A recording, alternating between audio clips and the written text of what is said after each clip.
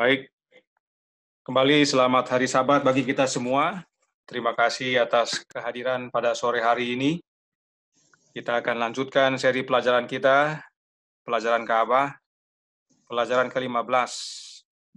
Dan masih dalam 12 suku Israel, kita lihat bagian kelima tentang suku Asyer, Yusuf, dan Benyamin. Sempat saya tambah plus untuk 2 suku lagi, tetapi oleh karena waktu, sepertinya akan menjadi pembahasan terakhir nanti Sabat depan mengenai 12 suku Israel ini. Sabat sore kita akan lihat 2 suku itu yang terakhir. Sore hari ini kita maksimalkan waktu untuk 3 suku ini. Dan sebelum kita pelajari, kembali kita harus ingat selalu ayat tema kita, Mazmur 77 ayat 14. Ya Allah, jalanmu adalah kudus, Allah manakah yang begitu besar seperti Allah kami? Dalam bahasa Inggris terjemahannya lebih cocok lagi, yaitu jalanmu ya Allah ada di dalam Ka'bah. Allah manakah yang begitu besar seperti Allah kami? Inilah yang perlu kita ingat dan pahami sehubungan dengan Ka'bah. Agar masing-masing kita memahami hubungan kehadiran Allah di dunia ini melalui Ka'bah yang sebenarnya, yaitu Yesus Kristus. Itu sebabnya dia disebut Immanuel, Allah beserta kita. Itulah wujud Ka'bah yang sebenarnya. Dan dia sekarang hadir di dalam hidup kita, hati kita, melalui kehadiran rohnya.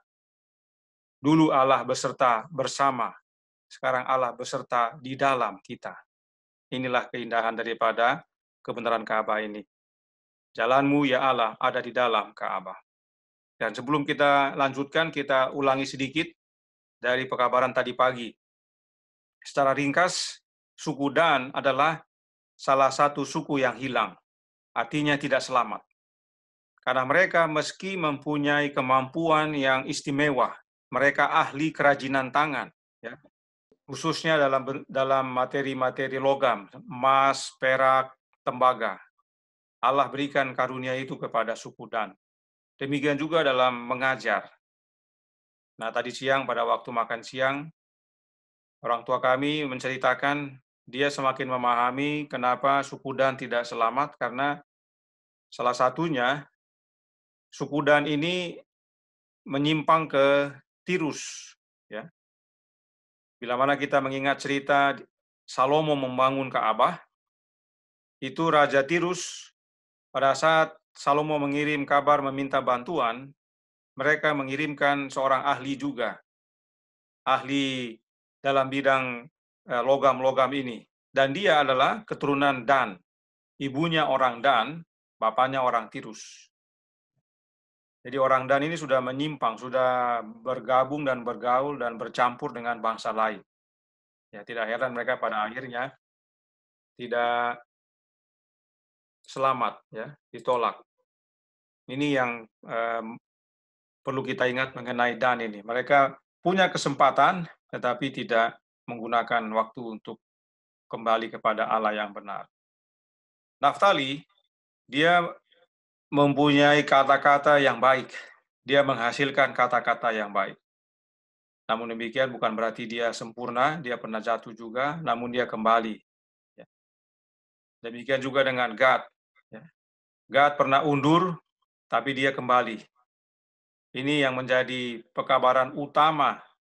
Karena sering kali kita sebagai umat Tuhan, saya tidak tahu dengan saudara sekalian, tetapi bagi saya pengalaman pribadi dalam gereja, pekabaran yang disampaikan sehubungan 12 suku Israel ini lebih kepada kita harus memiliki karakter mereka agar tergabung dalam umat-umat yang selamat, terlebih dalam 144.000.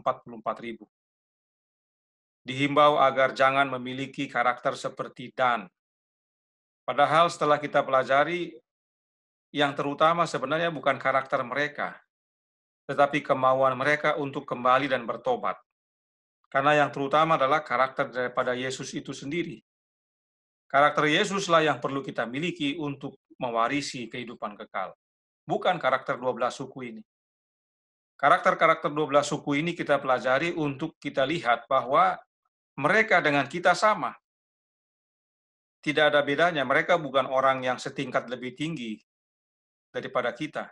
Bahkan beberapa pengalaman hidup mereka lebih bejat dari kita. Ya.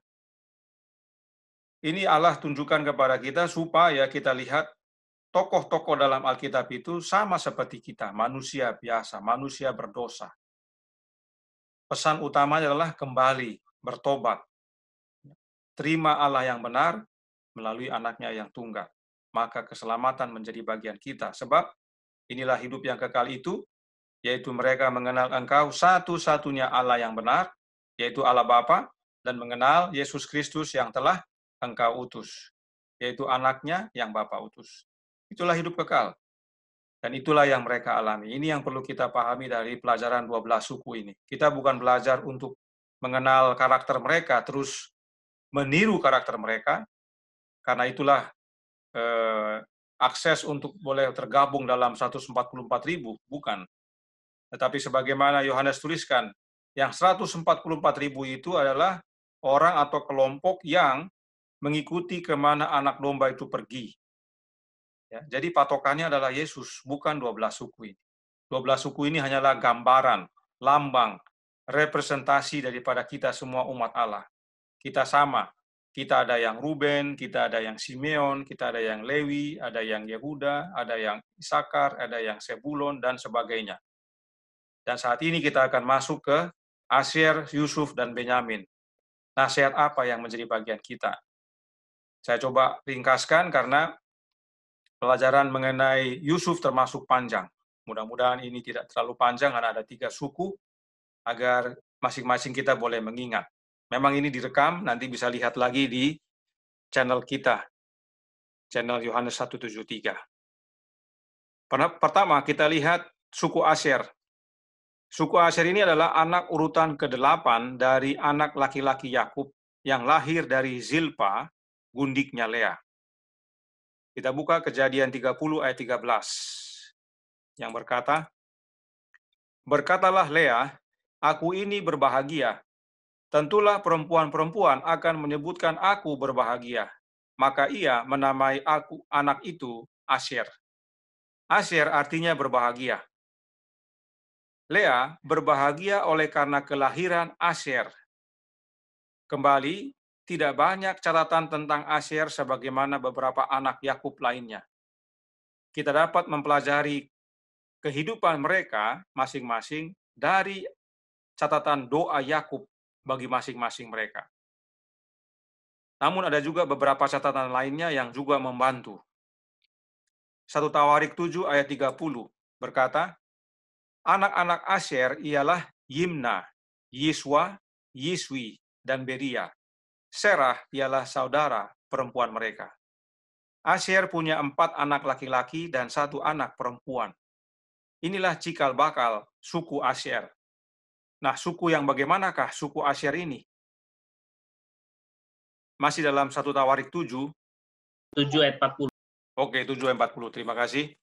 Itulah sekaliannya keturunan Asyer, kepala puak-puak mereka, pahlawan-pahlawan gagah perkasa yang terpilih, pemimpin-pemimpin utama. Jumlah yang terdaftar dalam silsilah mereka sebagai pasukan perang ada 26.000 orang. Jadi suku Asyer adalah pahlawan gagah perkasa, pemimpin utama. Ya, kalau pemimpin utama di gereja Advent namanya master guide. Ya, jadi mereka ini para master guide. Jadi kalau di antara kita ada yang master guide, itu dari suku Asyer itu. Dengan kekuatan pasukan yang kuat, Asyer juga mendukung Daud sebagai raja. 1 Tawarik 12 ayat 36. Dari Asyer, orang-orang yang sanggup dan pandai untuk berperang, 40.000 orang. Inilah wujud dukungan Asyer kepada Daud yang saat itu berada di Ziklag, sebagaimana yang kita sudah lihat dalam beberapa pelajaran tentang suku Israel. Oleh karena Saul mengejar-ngejar Daud, Daud terpaksa pergi menghindar, dan pada saat dia berada di Ziklag, beberapa suku Israel datang mendukung dia dengan membawa pasukannya. Ya. Suku Asyer mengirimkan orang-orang yang pandai berperang sebanyak 40.000 orang. Nah, mari kita lihat kehidupan Asyer yang sebenarnya dari doa Yakub. Doa Yakub bagi Asyer dalam Kejadian 49 ayat 20. Asyer, makanannya akan limpah mewah, dan ia akan memberikan santapan raja-raja. Dari ayat ini terlihat jelas bahwa suku Asyer adalah suku yang makmur, ya, makanannya limpah mewah. Ia memberikan makanan santapan raja-raja. Memberikan makan raja tidak sembarang. Harus yang memang mewah dan limpah. Kita lihat juga doa Musa untuk suku Asyer. Ulangan 33 ayat 24 dan 25. Tentang Asyer ia berkata, diberkatilah Asyer di antara anak-anak lelaki, biarlah ia disukai oleh saudara-saudaranya, dan biarlah ia mencelupkan kakinya ke dalam minyak. Biarlah dari besi dan dari tembaga palang pintumu, selama umurmu kiranya kekuatanmu. Nah, apa maknanya doa Musa ini? Asyer tampaknya memiliki watak ramah dan bahagia sebagaimana arti namanya. Karena dia disukai oleh saudara-saudaranya. Biarkan ia mencelup kakinya ke dalam minyak, kata Musa. Mereka yang kakinya dicelup ke dalam minyak adalah gambaran dari orang yang selalu dapat keluar dari kesulitan dan tidak heran jadi berbahagia. Nah, dalam makna mendalam, minyak adalah lambang Roh Kudus. Adalah hal yang mulia untuk mencelupkan kaki ke dalam minyak. Dan karena minyak adalah lambang Roh Kudus, orang yang kakinya diurapi dengan Roh Allah yang kudus akan melewati tempat-tempat yang sulit dalam hidup dengan hati yang penuh pujian dan ucapan syukur. Artinya tetap berbahagia meskipun melewati masa sulit. Di bawah kaki yang seperti itu akan ada besi dan tembaga, fondasi yang kokoh. Karena dikatakan, biarlah dari besi dan dari tembaga palang pintumu. Dia tidak akan tenggelam di tengah perangkap kehidupan, karena Tuhan yang meyakinkan Asyer. Kemudian dalam Wahyu 1 ayat 15 dikatakan, dan kakinya mengkilap bagaikan tembaga membara di dalam perapian, suaranya bagaikan desau air bah. Kaki orang yang dicelupkan ke dalam minyak akan dilapisi dengan besi dan tembaga. Ketika Yohanes yang kekasih melihat dalam penglihatan bahwa Juru Selamat diurapi menjadi imam besar kita di tempat kudus surgawi, kakinya tampak bagaikan tembaga membara di dalam perapian. Tembaga hanya dapat dibentuk dalam perapian, dan kaki Juru Selamat tampak seperti tembaga yang membara dalam perapian. Gambaran ini mengingatkan Yohanes akan tungku api penderitaan yang Yesus telah lalui. 1 Petrus 2 ayat 21 menyatakan, sebab untuk itulah kamu dipanggil, karena Kristus pun telah menderita untuk kamu dan telah meninggalkan teladan bagimu, supaya kamu mengikuti jejaknya. Ada mereka yang begitu diilhami oleh Roh Allah dan mengikuti dengan sangat dekat langkah kaki Yesus yang telah ternoda dengan darah, artinya penuh penderitaan. Roh Nubuat menuliskan dalam Councils on Health halaman 511 paragraf 2 yang berkata, setiap orang yang mau mengikut aku, ia harus menyangkal dirinya, memikul salibnya, dan mengikut aku. Markus 8 ayat 34. Mengikuti Kristus sebagaimana dibicarakan dalam kata-kata ini bukanlah suatu kepura-puraan, sebuah lelucon. Yesus mengharapkan para muridnya untuk mengikuti dengan rapat langkah-langkahnya, menanggung apa yang dia alami, menderita apa yang dia derita, mengalahkan sebagaimana dia mengalahkan. Dia dengan cemas menunggu untuk melihat mereka yang mengaku pengikutnya, mengungkapkan roh pengorbanan diri. Mengikut Yesus bukan dari jauh, dan kalau bisa hilang-hilang sebentar, lalu nanti kapan-kapan kembali lagi. Tidak bisa. Kita harus mengikut Yesus dengan rapat setiap langkahnya. Dan karena saking rapatnya, maka apa yang dia alami, pasti kita alami. Bisa lihat bahwa ikut Yesus itu tidak populer. Itulah sebabnya perlu keberanian dan sangat perlu banyak doa. Jadi, jika mengikut Yesus tidak populer dan perlu keberanian moral serta banyak doa, dan dalam mengikut Yesus kita perlu rohnya, yaitu roh Kristus, maka artinya meminta roh Kristus hadir dalam hidup kita juga tidak populer. Dan perlu keberanian moral serta banyak doa untuk meminta kehadiran roh Kristus dalam hidup kita. Kenapa? Sebab yang diajarkan bukan roh Kristus yang diminta, tapi Allah Roh Kudus. Ya. Jadi bila mana kita berdoa meminta roh Kristus, tentunya kita tidak populer. Sebab umumnya umat Kristen di dunia ini berdoa untuk kehadiran Allah Roh, bukan roh Kristus. Makanya perlu kita membiasakan diri berdoa untuk kehadiran roh Kristus. Kita puji Tuhan, anggota kelompok sudah sering banyak sekali menggunakan istilah itu dalam berdoa. Meminta kehadiran roh Kristus. Ya. Agar jelas siapa yang kita minta hadir. Bukan roh sembarangan atau roh yang lain. Bahkan ada yang diusir dari gereja karena mengabarkan tentang roh Kristus. Dan karenanya meski banyak yang mau belajar, tetapi takut diusir, dan karenanya tidak jadi belajar. Kenapa diusir? Karena tadi, roh yang diajarkan dalam gereja bukan roh Kristus. Roh yang lain yang bukan Kristus. Padahal, untuk bersatu dengan Kristus dan ikut jejaknya, kita perlu roh Kristus. Karenanya Nyonya White lanjutkan dalam suratnya nomor 191, tahun 1900, paragraf 4, yang berkata, kami mau roh Kristus. Kami mau menjadi serupa dengan gambarnya dan menyatakan karakternya. Kita perlu dipersatukan dengan Kristus hari demi hari. Kalau tidak, musuh akan mencuri keuntungan atas kita sebelum kita menyadari ia mendekat. Agar menjadi satu dengan Kristus, kita harus memiliki rohnya, roh Kristus. Maka kita akan serupa dengan dia, agar kita bisa ikut jejaknya hari demi hari.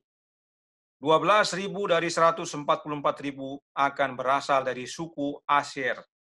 Mereka yang akan mencelupkan kakinya ke dalam minyak dan akan dipenuhi dengan roh Allah, sehingga mereka akan mengizinkan Yesus oleh rohnya menuntun mereka melewati perapian penderitaan yang menyala-nyala. Kita sudah pahami dan belajar bahwa roh Allah hadir dalam hidup kita melalui kehadiran roh anaknya. Sebab Yesuslah jalan dan kebenaran dan hidup. Tidak ada yang datang kepada Bapa kalau tidak melalui Yesus. Ini perkataan Yesus sendiri. Oleh karena itu, untuk menerima roh Allah, kita harus menerima Yesus melalui kehadiran rohnya. Rohnya Yesus itulah Immanuel juga. Ya, Allah beserta kita. Nah, tidak banyak tokoh terkenal dari suku Asyer, tetapi ada. Kita buka Lukas 2 ayat 36 dan 37. Lagi pula di situ ada Hana, seorang nabi perempuan, anak Fanuel dari suku Asyer. Ia sudah sangat lanjut umurnya. Sesudah kawin, ia hidup 7 tahun lamanya bersama suaminya. Dan sekarang ia janda dan berumur 84 tahun. Ia tidak pernah meninggalkan bait Allah dan siang malam beribadah dengan berpuasa dan berdoa. Hana mendapat kehormatan untuk melihat bayi Yesus dan menyampaikan kabar bahagia tentang kelahiran Yesus kepada orang-orang yang beriman, yang mencari penebusan di Israel. Inilah tokoh yang dikenal dari suku Asyer. Namun Asyer bukan tanpa celah. Hakim-Hakim 1 ayat 31 dan 32. Suku Asyer tidak menghalau penduduk Ako, penduduk Sidon, serta Ahlab, Ahzib, Helba, Afek, dan Rehob. Sehingga orang Asyer itu diam di tengah-tengah orang Kanaan, penduduk asli di negeri itu, sebab orang-orang itu tidak dihalaunya. Asyer tidak mengusir penduduk asli negeri dan karena itu bercampur dengan penduduk setempat. Asyer menjadi lemah secara kerohanian. Namun kembali, Asyer berbalik. Ya. Selalu perhatikan ini. Semua dari saudara-saudara kita suku Israel ini pernah jatuh. Ya. Kita pun sama. Kita semua pernah jatuh. Tapi yang penting adalah Asyer kembali, berbalik. Ini yang penting kita perlu pahami. Kita pun penting untuk kembali, berbalik, setia kepada Allah yang benar. 2 Tawarik 30 ayat 10 dan 11.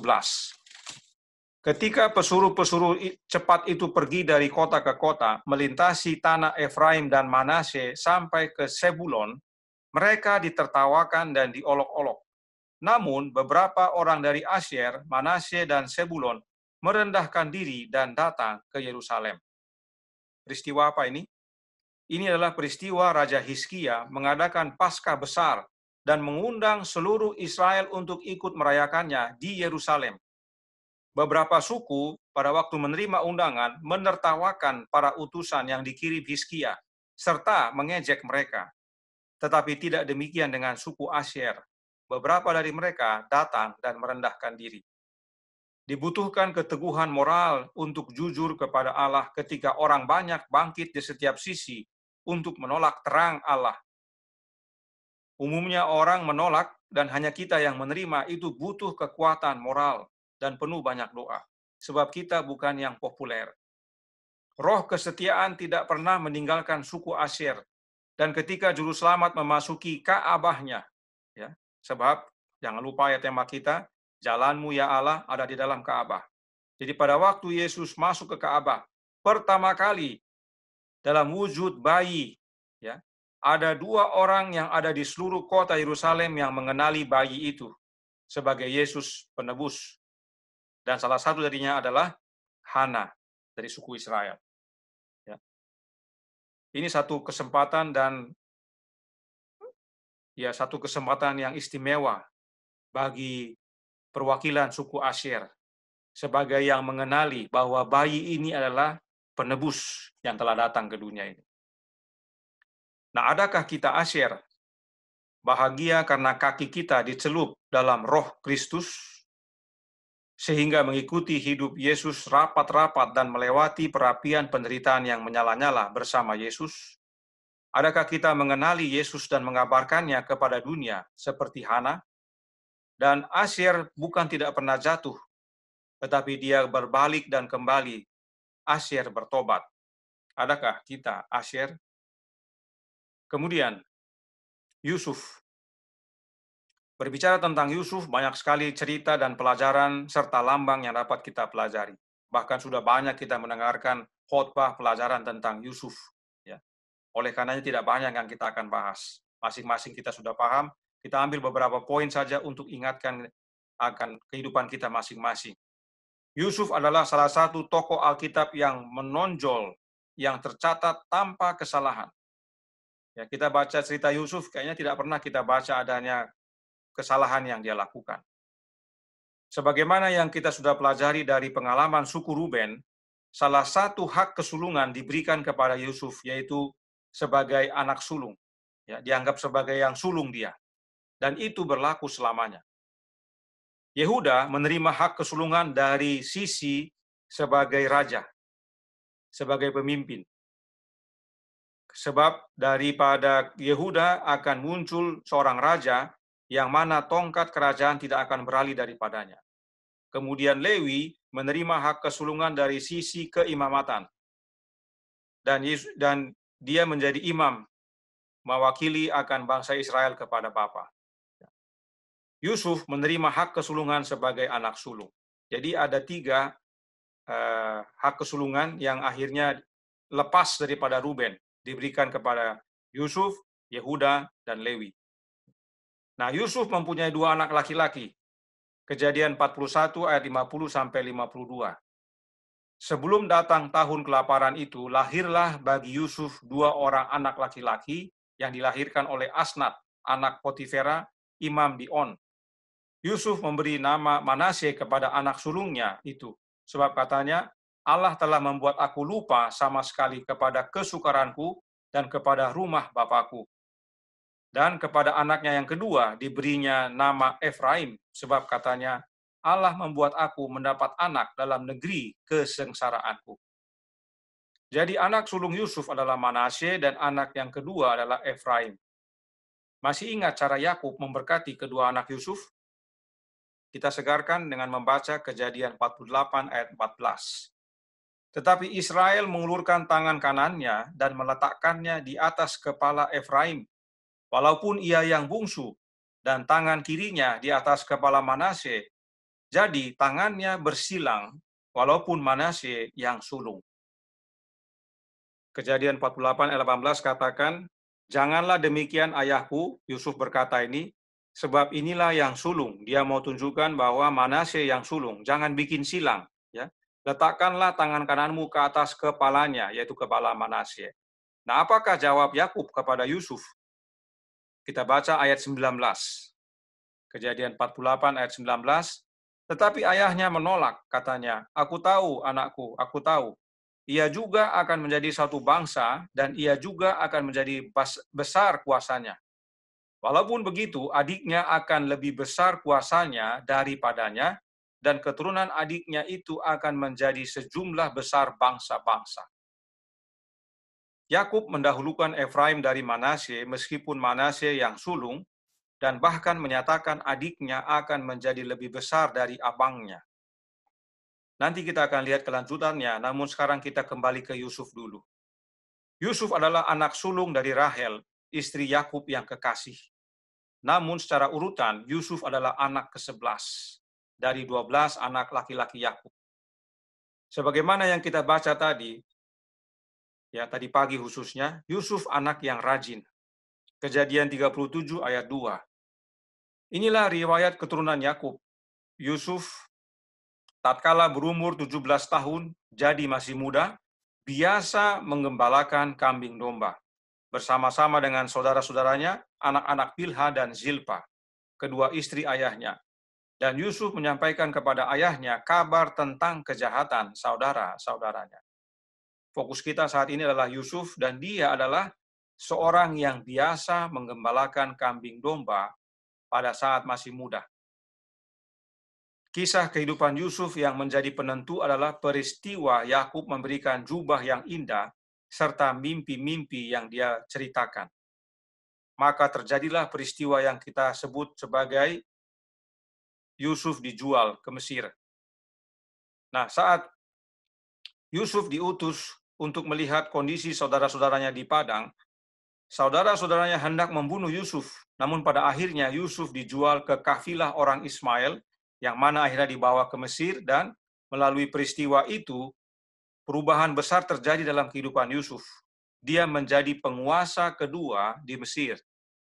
Kejadian 41 ayat 39 sampai 41, kata Firaun kepada Yusuf, oleh karena Allah telah memberitahukan semuanya ini kepadamu, tidaklah ada orang yang demikian berakal budi dan bijaksana seperti engkau.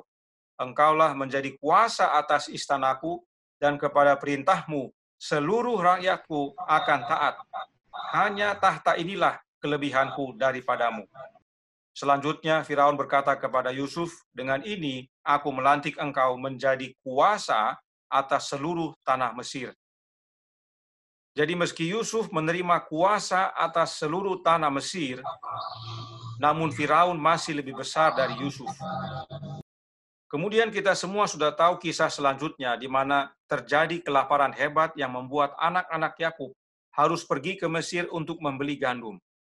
Kemudian terjadilah peristiwa yang menarik yang menggenapi mimpi-mimpi Yusuf sebelum dia dijual ke Mesir. Tetapi apa sikap Yusuf saat bertemu dan membuka identitasnya? Kejadian 45 ayat 8. Jadi bukanlah kamu yang menyuruh aku ke sini, tetapi Allah. Dialah yang telah menempatkan aku sebagai bapa bagi Firaun dan tuan atas seluruh istananya dan sebagai kuasa atas seluruh tanah Mesir.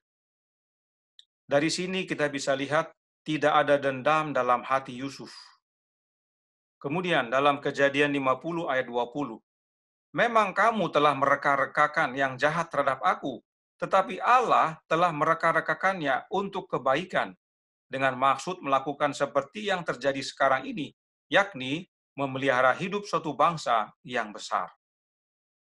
Yusuf sebenarnya dengan mudah menyatakan kepada saudara-saudaranya bahwa ini semua adalah kegenapan dari mimpi-mimpi yang mereka tidak suka.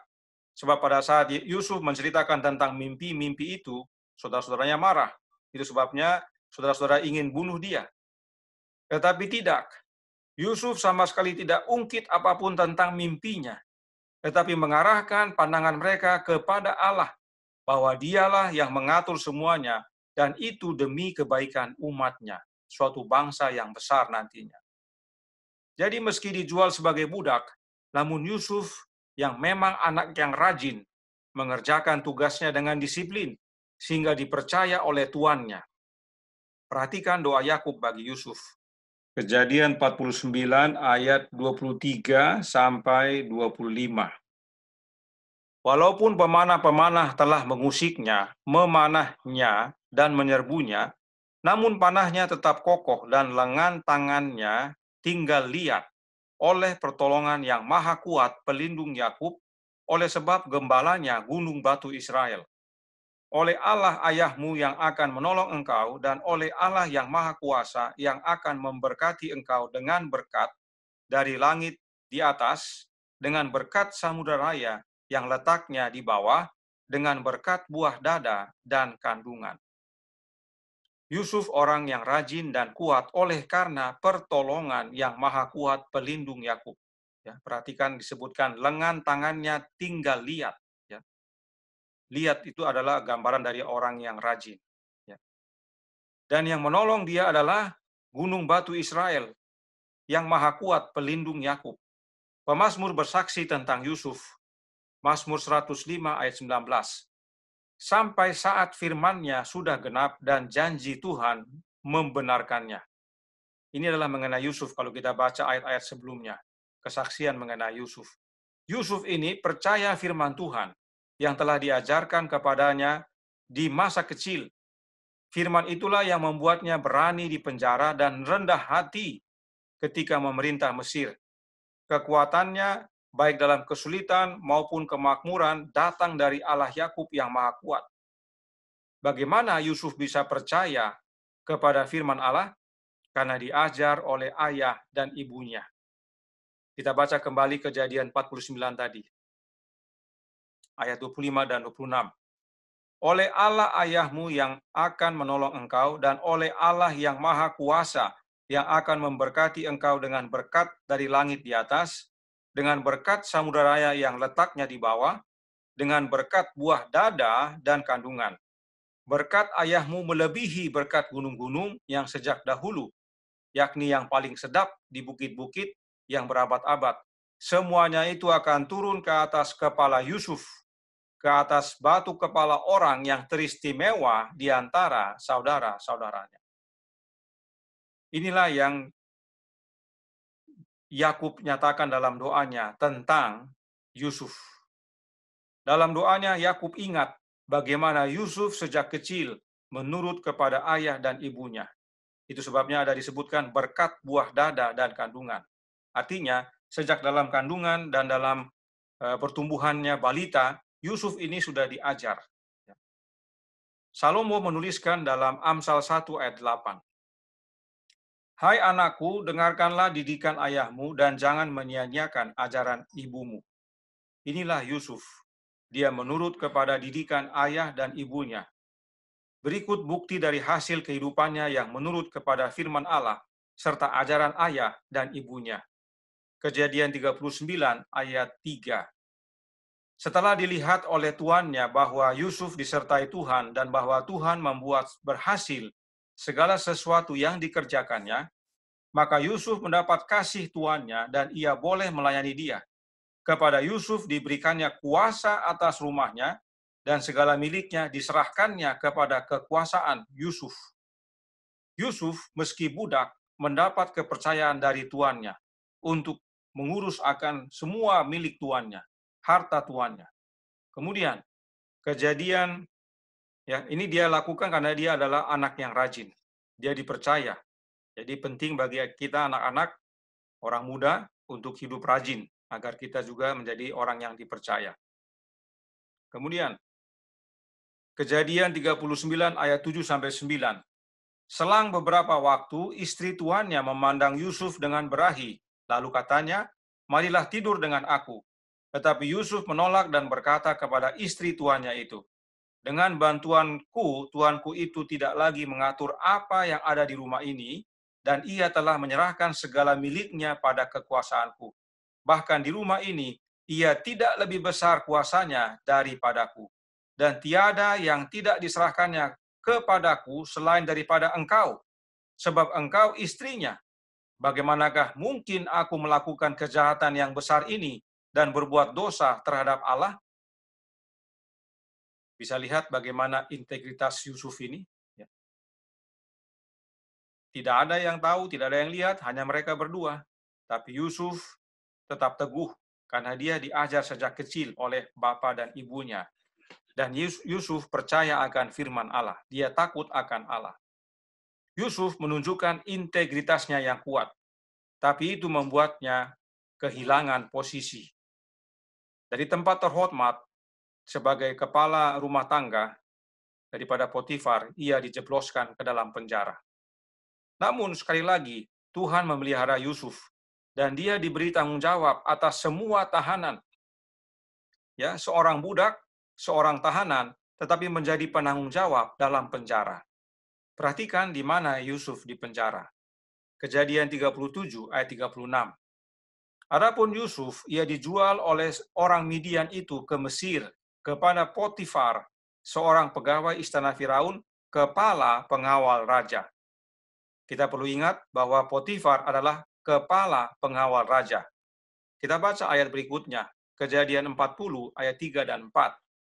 Ia menahan mereka dalam rumah kepala pengawal raja, dalam penjara tempat Yusuf dikurung.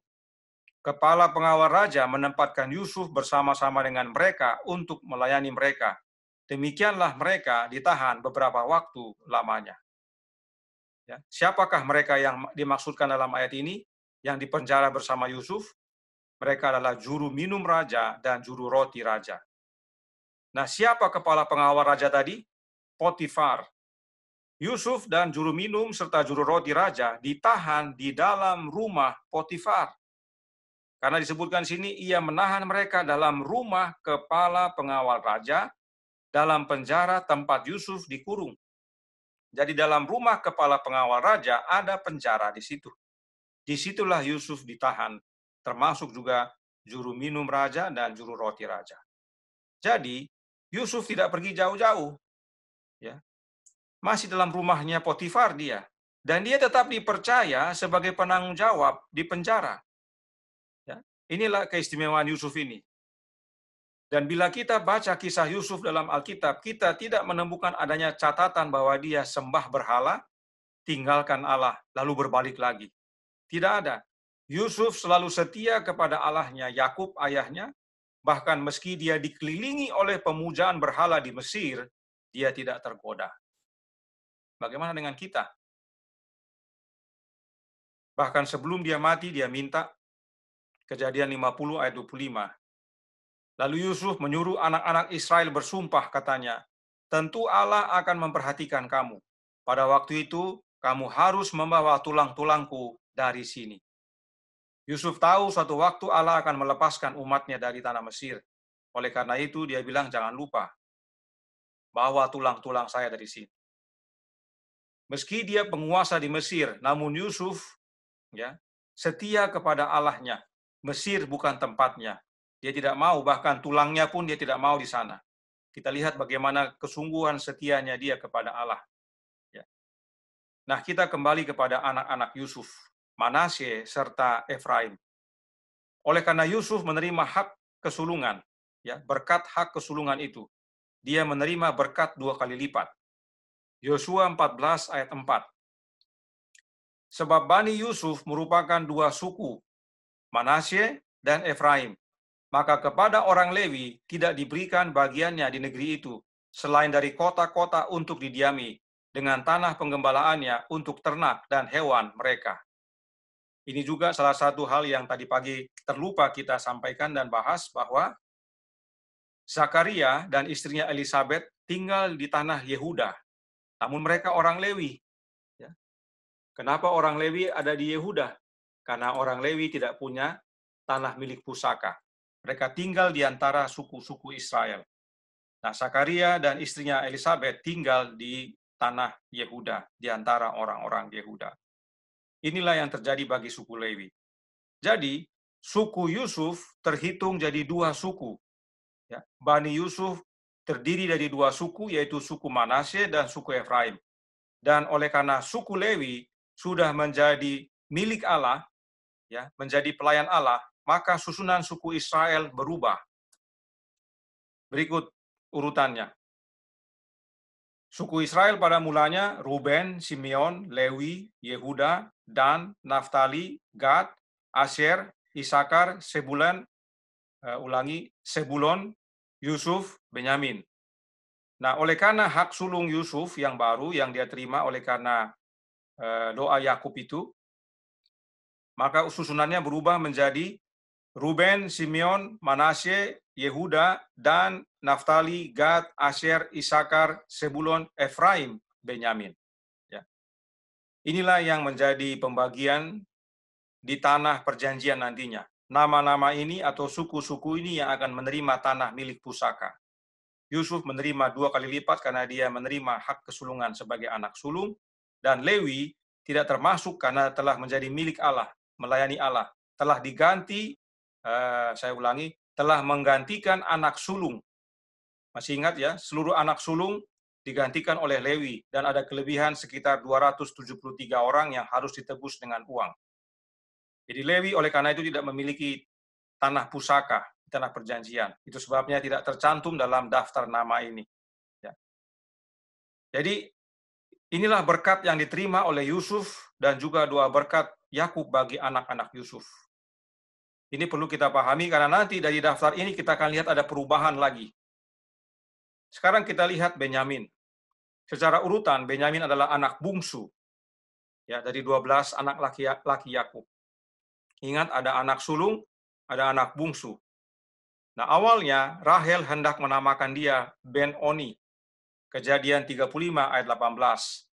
Dan ketika ia hendak menghembuskan nafas sebab ia mati kemudian, diberikannya nama Ben-Oni kepada anak itu, tetapi ayahnya menamainya Benyamin. Ben-Oni artinya anak kesedihanku, sementara Benyamin artinya anak tangan kananku. Dan karena kasihnya kepada Benyamin, Yakub tidak izinkan Benyamin ikut ke Mesir saat akan dibawa oleh saudara-saudaranya. Namun, Yehuda berhasil meyakinkan ayahnya, dan akhirnya Benyamin bisa ikut. Nah, catatan Alkitab tentang Benyamin juga tidak banyak, tetapi suku Benyamin mempunyai sejarah yang menonjol dalam Alkitab. Kembali untuk mengenal dengan baik, kita lihat apa yang Yakub doakan tentang anak-anaknya, khususnya tentang Benyamin. Kejadian 49 ayat 27. Benyamin adalah seperti serigala yang menerkam. Pada waktu pagi ia memakan mangsanya, dan pada waktu petang ia membagi-bagi rampasannya. Pernyataan ini tidak menggambarkan karakter yang patut ditiru, melainkan gambaran seorang anak yang menuruti keinginannya. Artinya anak manja. Apa yang dia mau harus jadi, dan merayu sampai keinginannya sendiri tercapai. Ini juga gambaran anak ini keras hati, seperti biasanya anak bungsu dalam keluarga besar. Ya, mohon maaf kalau ada anak bungsu dalam kelompok kita. Apalagi Benyamin sudah tidak memiliki ibu yang dapat mengendalikannya. Roh keras kepala yang sama diperlihatkan oleh suku Benyamin yang bertempur melawan saudara-saudaranya orang Israel sampai mereka hampir dimusnahkan. Bisa baca dalam Hakim-Hakim 20 ayat 12 sampai 48. Terjadi perang saudara. Ya. Bangsa Benyamin atau suku Benyamin hampir musnah. Ya. Nanti tinggal cuma 600 saja. Orang Benyamin juga hebat. Hakim-Hakim 20 ayat 16. Dari segala laskar ini ada 700 orang pilihan yang kidal, dan setiap orang dari mereka dapat mengumban dengan tidak pernah meleset sampai sehelai rambut pun. Ya, luar biasa. Mengumban ini artinya menggunakan alih-alih. Jadi mereka menggunakan alih-alih, itu jitu, sehelai rambut pun tidak meleset. Ya, luar biasa ini. Tidak dapat lagi orang-orang seperti begini. Bahkan ratusan tahun berikutnya, 1 Tawarik 12 ayat 2 menyatakan, mereka bersenjatakan panah dan sanggup melontarkan batu dan menembakkan anak-anak panah dari busur dengan tangan kanan atau tangan kiri. Mereka itu dari saudara-saudara sesuku Saul dari orang Benyamin. Jadi tidak hanya kidal, tangan kanan pun bisa. kanan kiri jadi. Inilah suku Benyamin. Dan sepertinya suku Benyamin adalah suku yang ahli dalam memanah. 1 Tawarik 8 ayat 40. Anak-anak Ulam itu adalah orang-orang berani, pahlawan-pahlawan yang gagah perkasa, pemanah-pemanah, anak dan cucu mereka banyak, 150 orang. Mereka semua itu termasuk Bani Benyamin. Jadi mereka ahli pemanah, tangan kanan kiri jadi. Termasuk juga Yonatan dan orang-orangnya. 2 Samuel 1 ayat 22, sebab Yonatan adalah anak Raja Saul, orang Benyamin.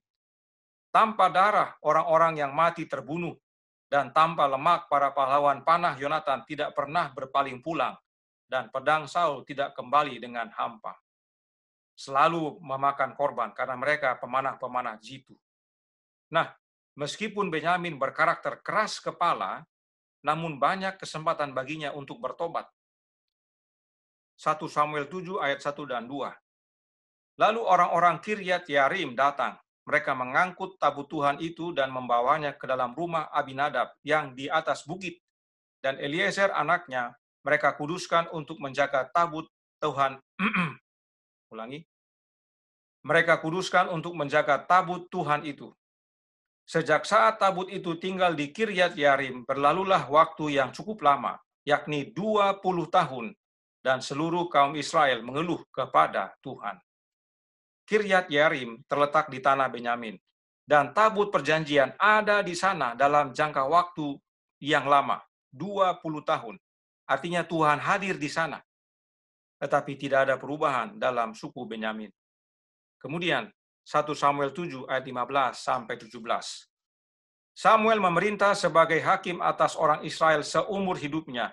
Dari tahun ke tahun ia berkeliling ke Betel, Gilgal, dan Mispa, dan memerintah atas orang Israel di segala tempat itu. Lalu ia kembali ke Rama, sebab di sanalah rumahnya, dan di sanalah ia memerintah atas orang Israel, dan di sana ia mendirikan mezbah bagi Tuhan. Rama ini juga terletak di tanah Benyamin. Disitulah rumahnya Samuel. Dia mendirikan mezbah bagi Tuhan di sana. Meskipun dia keliling Israel untuk memerintah Israel, tetapi dia pulang ke Rama, tanah Benyamin. Namun dari doa Musa nyata bahwa tadinya suku Benyamin belum berubah, namun pada akhirnya berubah. Ulangan 33 ayat 12. Tentang Benyamin ia berkata, kekasih Tuhan yang diam padanya dengan tentram. Tuhan melindungi dia setiap waktu dan diam di antara lereng-lereng gunungnya. Karakter yang digambarkan Yakub sebagai serigala yang menghancurkan, yang tadinya belum berubah, sekarang berubah oleh kuasa Roh Allah yang menobatkan. Dan kekuatan yang dulu digunakan untuk menghancurkan, sekarang digunakan untuk melindungi orang-orang dan kepentingan-kepentingan Tuhan. Kekasih Tuhan yang diam padanya dengan tenteram. Orang dapat berlindung kepada Benyamin. Ini yang terjadi perubahan dalam diri Benyamin. Tadinya serigala, sekarang berubah. Nah, tokoh Benyamin yang akan kita lihat bukan Saul, bukan Yonatan, bukan juga ada Ehud. Ya. Ada beberapa tokoh dari suku Benyamin ini. Oleh karena waktu kita fokus saja kepada satu tokoh. Roma 11 ayat 1. Maka aku bertanya, adakah Allah mungkin telah menolak umatnya? Sekali-kali tidak, karena aku sendiri pun orang Israel, dari keturunan Abraham, dari suku Benyamin. Siapa dia? Paulus. Paulus, ya, terima kasih. Paulus adalah dari suku Benyamin. Sangat menarik untuk melihat kesamaan antara karakter suku Benyamin dengan rasul yang terkemuka bagi bangsa-bangsa lain ini, yang menyatakan tentang dirinya sendiri. Paulus yang sebelumnya disebut Saulus, setuju untuk melempari Stefanus dengan batu sampai mati. Ingat doa Yakub tadi, Benyamin adalah seperti serigala yang menerkam. Inilah Saulus. Lalu kisah 8 ayat 3. Tetapi Saulus berusaha membinasakan jemaat itu dan ia memasuki rumah demi rumah dan menyeret laki-laki dan perempuan keluar dan menyerahkan mereka untuk dimasukkan ke dalam penjara. Serigala. Ya. Kemudian kisah 9 ayat 1 dan 2. Sementara itu berkobar-kobar hati Saulus untuk mengancam dan membunuh murid-murid Tuhan. Ia menghadap imam besar dan meminta surat kuasa daripadanya untuk dibawa kepada majelis-majelis Yahudi di Damsyik, supaya jika ia menemukan laki-laki atau perempuan yang mengikuti jalan Tuhan, ia menangkap mereka dan membawa mereka ke Yerusalem.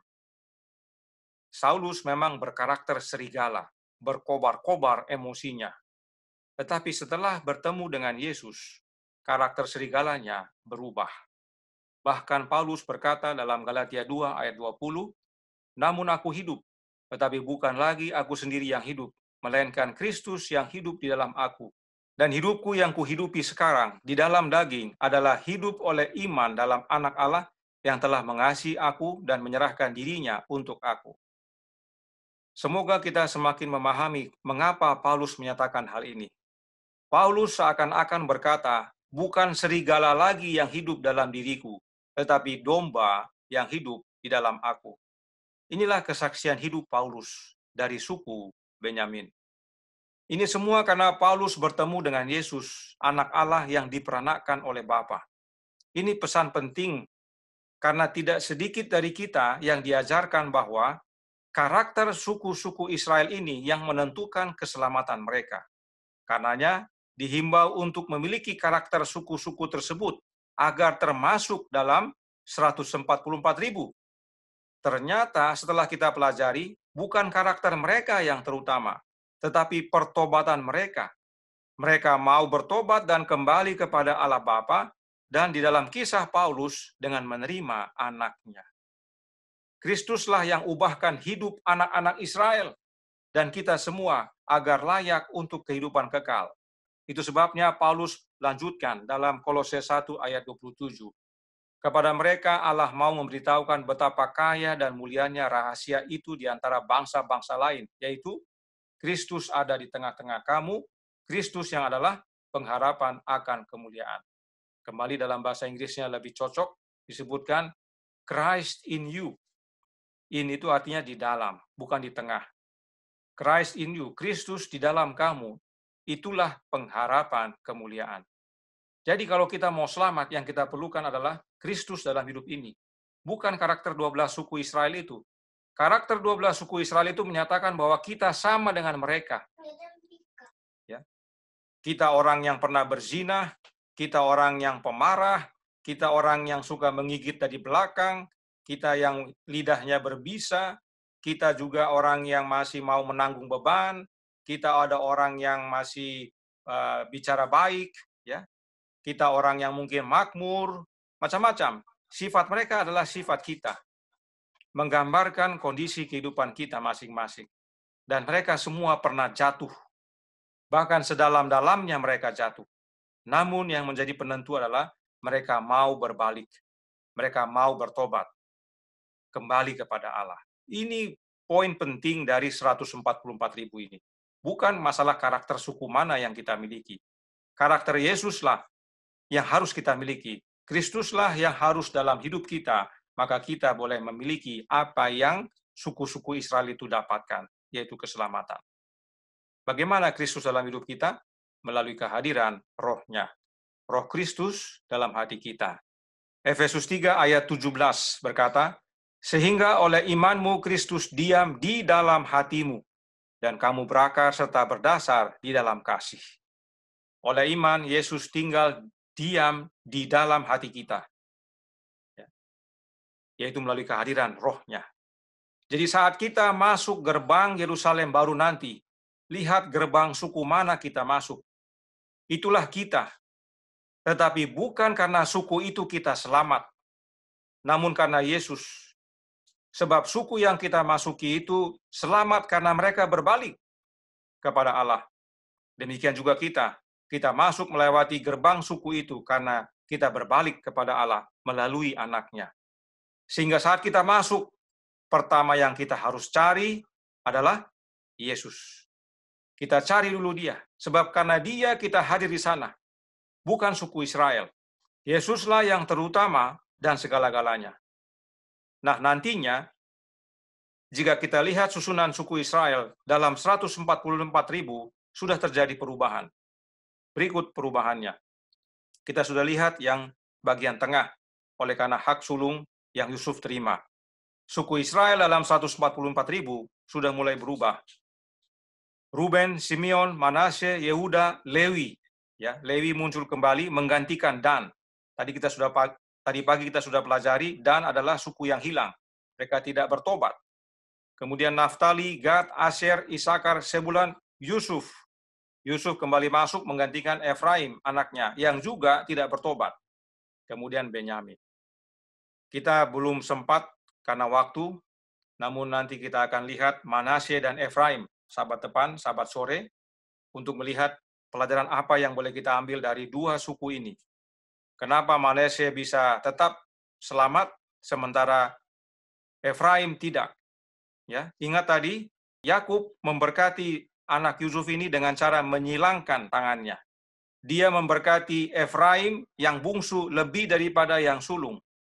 Tapi itu bukan jaminan. Yang menentukan adalah bagaimana kesetiaan kita kepada Allah. Efraim meskipun diurapi atau diberkati lebih dari abangnya, namun akhirnya tidak selamat. Abangnya meskipun diurapi lebih sedikit daripada adiknya, akhirnya tetap setia dan selamat. Itulah pesan bagi kita umat Allah, sebagaimana renungan tadi pagi nyatakan tentang umat pilihan. Menjadi umat pilihan, bukan sekali terpilih, tetap terpilih. Yang menentukan adalah kesetiaan kita kepada Allah. Oleh karenanya, kembali, Efesus 3 ayat 17. Yesus masih dalam bilik maha suci. Karenanya jangan sia-siakan waktu ini. Selidiki diri kita. Tilik hati masing-masing. Akui semua dosa. Sebagaimana pelajaran Ka'bah, imam-imam itu tidak bisa masuk ke dalam gedung Ka'bah kalau masih ada satu partikel debu dosa. Ya. Mereka itu sebabnya harus cuci tangan, cuci kaki. Satu partikel saja tidak bisa, mereka mati. Jadi saat ini kita harus memeriksa hidup kita masing-masing. Tilik hidup kita, masih adakah berhala? Masih adakah zina? Masih adakah dendam? Masih adakah emosi? Masih adakah serigala dalam hidup kita? Atau adakah domba yang hidup dalam hidup ini? Saat inilah waktunya. Karena bila mana Yesus keluar dari bilik maha suci, tidak ada waktu lagi. Ya. Jadi sekarang bukan waktunya main-main lagi. Ya. Curi-curi, ya, coba-coba, tes-tes. Nggak ketahuan kan, diam-diam, nggak ada yang tahu kok. Kalaupun ada yang tahu, dia tutup mulut, dia tidak akan cerita sama orang. Kan begitu ya. Kalau kita punya teman baik, biasanya kong kali kong. Sekarang bukan waktunya demikian. Sekarang waktunya untuk membenahi. Inilah pesan dari 12 suku Israel ini bagi kita. Kiranya menjadi kekuatan dan motivasi bagi kita untuk hidup setia sampai Yesus datang menjemput kita semua. Tuhan memberkati. Saya bawa dalam nama Yesus. Amin. Mari kita berdoa. Terima kasih. Mari kita berdoa. Bapa kami yang di sorga, Allah pencipta langit dan bumi, laut dan segala isinya, satu-satunya Allah yang benar yang kami sembah selalu melalui anak-Mu yang tunggal, Yesus Kristus.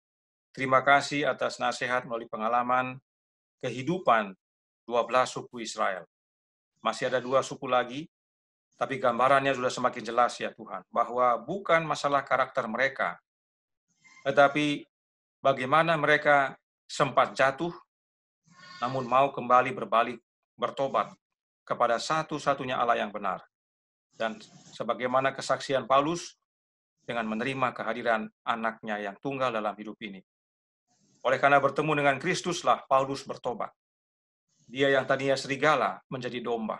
Rela menderita demi Yesus. Ini suatu perubahan yang drastis, yang tidak dapat kami lakukan dengan kekuatan diri. Kami perlu bantuan daripada Yesus dengan kehadiran Roh-Nya, agar kami bersatu dengan Dia setiap hari, berjalan dengan Dia dengan rapat, mengikuti langkahnya. Oleh karena itu tolong kami ya Bapa, agar kami sebagai umat-umat-Mu dalam kelompok ini, bukan lagi saatnya kami menikmati dunia ini, bukan lagi saatnya kami menikmati berhala-berhala, melayani nafsu dan selera. Biarlah kami masing-masing menilik hati dan hidup ini, agar membenahinya, datang kepada Yesus, memohon akan Roh-Nya, memohon akan pengampunannya, akui semua dosa, Sebutkan satu persatu, agar bila mana dia keluar, keputusan jelas, yang benar tambah benar, yang kudus tambah kudus, yang jahat tambah jahat. Tuhan campur tangan agar masing-masing kami sungguh-sungguh, hingga pada akhirnya kami boleh bersama-sama dengan Kristus di negeri baru. Terpujilah nama-Mu atas kasih-Mu, kehendak-Mu yang jadi, ampunkan kami akan dosa dan salah. Karena kami berdoa hanya melalui Yesus Kristus, Anak Allah yang tunggal, yang adalah Tuhan dan Juru Selamat kami. Amin. Amen.